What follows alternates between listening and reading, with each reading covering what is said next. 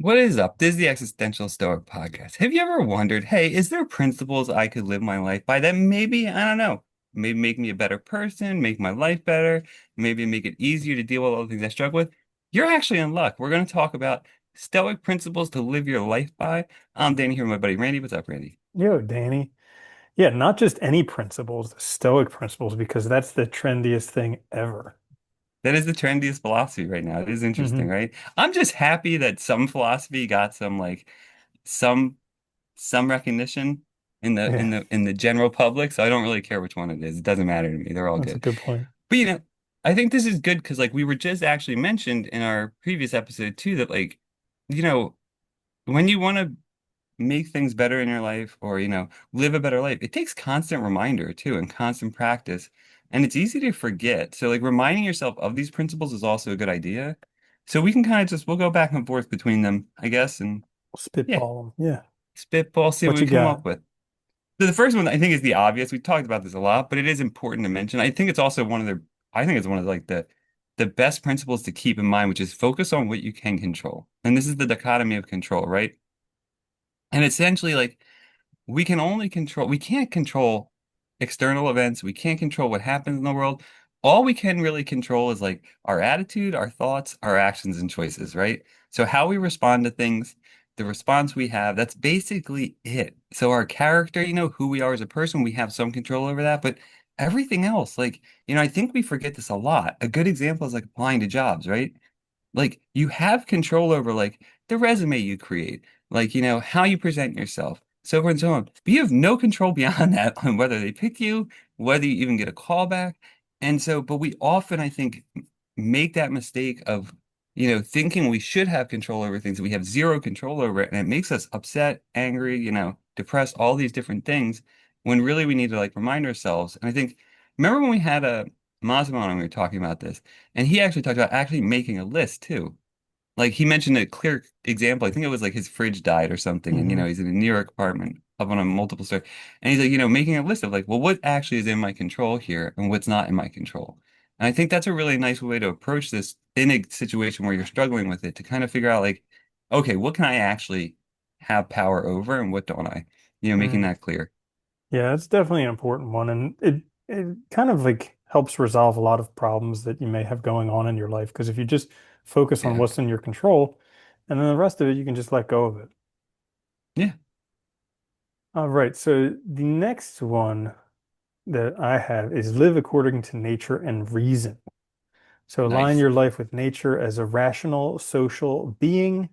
Let reason guide your actions, not impulse or emotion. Oh my goodness. I know, This is, right? yeah. I was gonna say, I love that I love the optimism of the ancient philosophers because they all thought, this is, Aristotle says this too, right? That like human nature is defined by reason and sociability. Basically, we're social creatures and we're rational creatures. But Mhm. we talked about this a lot. Like, are we rational? Or is that something that we have to work for? Because I know it's like when you say it's your nature, it sounds like that should be easy to do. Yeah. And also how they thought that it was like only a manly type of virtue, like rational was only because like the opposite of rational is just hysterical, but in I think Latin, his, like the root word hysterical, like hysterectomy comes from having a uterus. So Yeah. like it's just Oh, dude, like it was a total dig at women too. It yeah. was. I mean, Yeah. Yeah, let's but be honest. I remember this sometimes when I go to like social events where I just have to deal with other people because not I don't look forward to that many times. And it's like I remember them talking about being like a rational social being, like we're meant to be social. And I'm at these events and I'm just like, there's no way I'm meant to be social. Like It's not draining. possible. It Yeah. is exhausting being social, yeah. But I think this is also a good reminder too, though, that like, you know, even if even if it's within our nature, and I think this is like where Aristotle says something like this, like we have the propensity to be virtuous. I think like we it's in our nature that we have this capacity, but we still have to cultivate it. And I think that's an important thing to remember is like, yeah, we're rational, but we're also a lot of other things. And so in Hmm. order to really be rational, we have to cultivate it and make an effort to make that a principal sort of part of our character, right? Which is challenge. It's hard. It takes work. So it's not going to come simply just by, being, right? Yeah. The next one I have, and I like this one actually a lot, which is um I almost said the same thing, sorry. Practice acceptance, so amor fati, and this is like love your fate. And I actually like this. This is something Nietzsche actually picks up from the Stoics too, and really emphasizes a lot too. And the idea is like embrace whatever happens, good or bad, as an opportunity for growth. Don't resist reality. Instead, work with it. Nietzsche actually always said that, we should reinterpret suffering and not see it as a negative, but as something positive because it's an opportunity for us to grow and overcome ourselves. And I always like that way of looking at it because so often we look at suffering as like a wall and this insurmountable obstacle. But in reality, most suffering is an opportunity for growth, right? It's an opportunity for changing something about our world, us as a person, the way we do things that would better us and make us, because now we've overcome this thing. Now it won't be a burden in the future. Hmm. Yeah, I like that as well because it's like life doesn't promise that things will go well, but what it does promise is like evolution and growth, and those always happen under tension and under strain and suffering and all this different stuff. So looking at how things are But, helping you in the long run. And well, plus, when you it's look back, you can connect the dots yeah. looking back, but when you're in it, you can't. No, you can't. And the other funny thing too is like when when things are going well, you don't make big changes for self-growth. You just don't, right? When do people make like it's like when people like have a near-death experience or overcome a terminal illness, they make huge changes in their lives, right? When you hate your job, you might make a big change. But if things are going well, we're not the type of creatures that are going to make these big changes. So I think it's also important to remember this just because like this is kind of how it goes, right? That's why we want to evolve and change and adapt is because things are not the way we want them. Hmm. Yeah. So I'll give some more Latin. I'll give memento mori. Remember, you will die. You could leave life right now. Let that determine what you do and say and think. That's why I say really nasty things to people All the right now time. because Don't want to forget that. I might not be around to say it to them later. But Just in case I get hit by a bus. You yeah, just suck. want you to know you're a piece of, yeah. Anyways, so, but it is an important one to remember that you will die because a lot of people live like they're never going to die. And because of that, they don't do the stuff that they think is important. Like all these people with bucket lists. Oh my gosh. I hate There bucket was this, list. I was talking with a couple years ago, I was talking with this like 80 some year old guy who was telling me his bucket list. And it was to do something like that summer that I was speaking with him. Climb And it was Everest? No. yeah, and it was coming up in a couple weeks, and I was like, "Well, you should go." And he's like, "Oh no, I can't this year." I'm like, "Dude, bucket You're list, 80. you're 80." Like, hello. Yeah. Well, I think this is what happens, right? Is it becomes one of those things where like I think the problem with the bucket list is it becomes more a dream list. Hmm. And like it's like a list of your regrets that you're going to regret essentially, Yeah. because it becomes a way to put things off. Well, I'll put it on my bucket list, and it's like, well, I'm still doing all right, but it's like, well, all right, but at a certain point, like your ability to, I think people forget too that our like we we ignore the fact that like we also physically change over the years, and that we might lose mobility, we might lose the ability to do things easily. So it might make doing these things like I don't know, traveling in your 20s is very different from traveling in your 40s, right? Like Hmm. it's a lot easier to travel when you're younger or to Dude, do things that are going to take a even lot of physical physical act. activity. Like I go to the gym, I do some kickboxing with some guys who are half my age. And man, they do it 6 days a week, no problem. I do it twice a week and I'm like worn out. And Yeah, because it's you don't something. recover as Hmm. fast, right? Yeah. Like it's just that's how it is. Yeah. And I think, yeah, if you ever struggle with this, remembering you will die, just read Meditations. He'll remind you A every lot. other sentence. A lot. It's a lot. But I also Absolutely. think this is a big one too, where like you look, you know, it really is clear that people deny their mortality to themselves because you look around and like it's like so many people are doing things that you just know like if they knew they were going to die. And I learned this so much from teaching biomedical ethics and covering like stuff about like end of life ethics Hmm. because there's every story where somebody overcomes like a terminal illness, they end up changing their life dramatically afterwards. And if that's like pretty much 100% of the time, then most of us are not living the life we really should be living, which suggests a lot, right? About like how we are as individuals, how we tend to just kind of accept what's easier rather than doing what's harder, all these things, you know? Absolutely. Yeah, there's that Yeah. book. There's a book or the thing about the five regrets of the dying. That's an important Yeah. one. And Yeah. also, when you were talking, I was thinking about how like people when they get older, because everybody plans for the golden years of retirement. But like you may have the most money and the most time at that time, but your health is going to be the worst. And there was this book by Peter Attia called Outlive, where he talked about that your mobility and your ability to actually have a good last 10 years of your life is almost completely dependent upon how much muscle you build when you're younger in life. Yeah.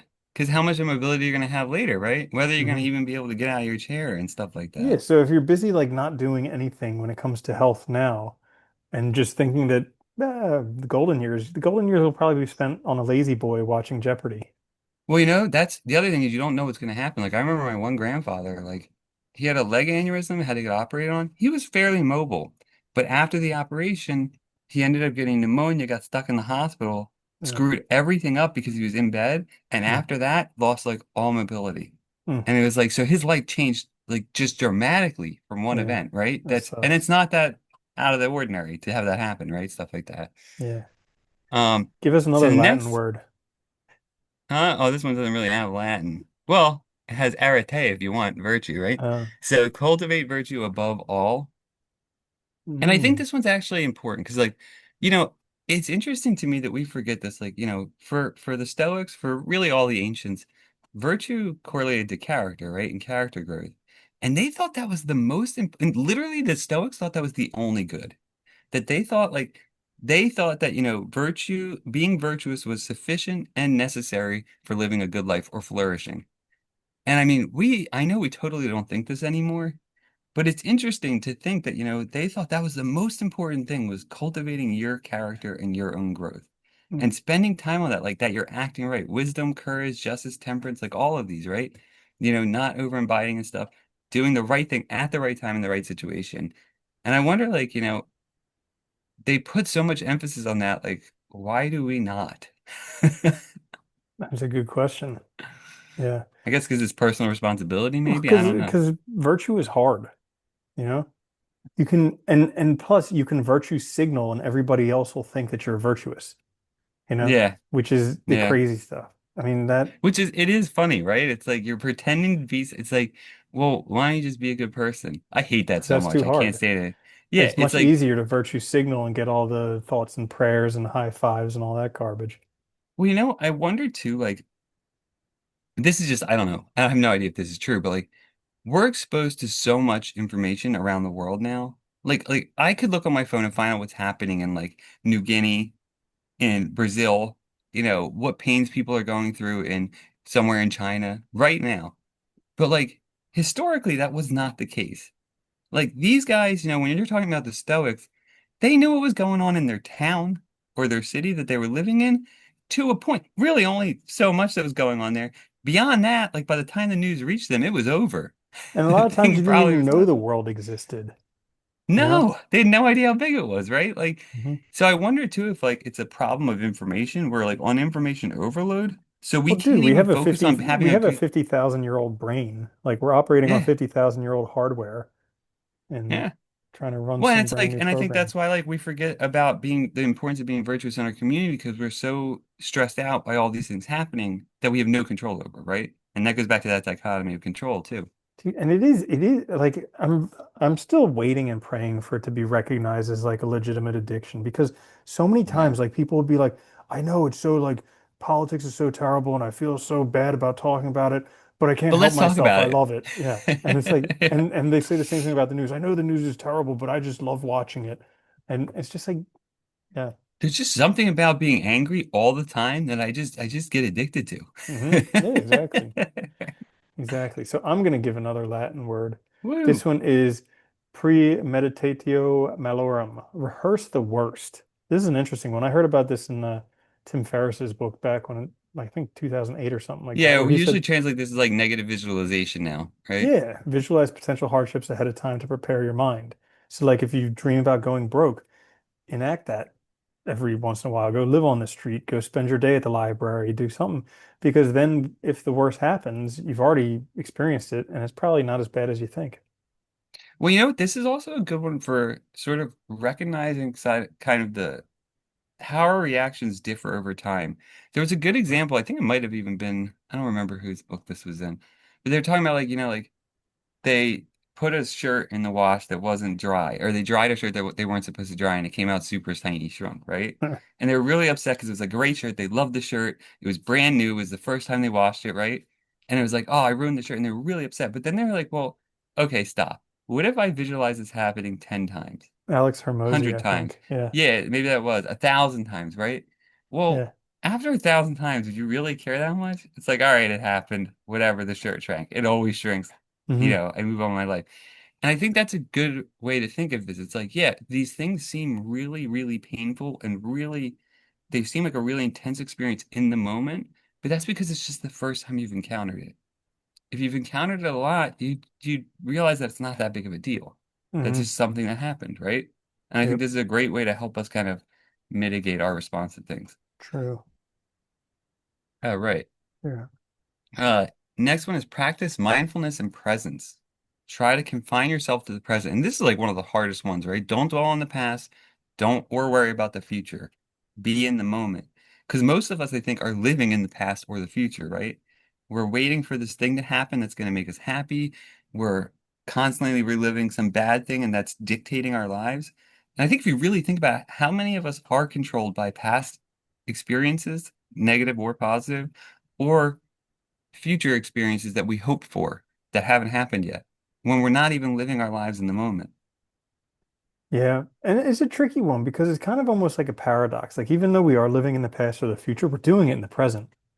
So Yes. like we're exchanging our present for just being angry at some future Well, past. and it's also tricky too because it's like you still want to plan, obviously, right? You want to do things. I mean, this goes back to like being in control, right? You want to do the things that are right that are going to get you to that goal you want, but you can't. And I think this is the hard part, right? You can't just daydream yourself out of reality either, or, let these You things can certainly dictate try. everything. You can try. All right. I got, I think, two more. Uh, Okay.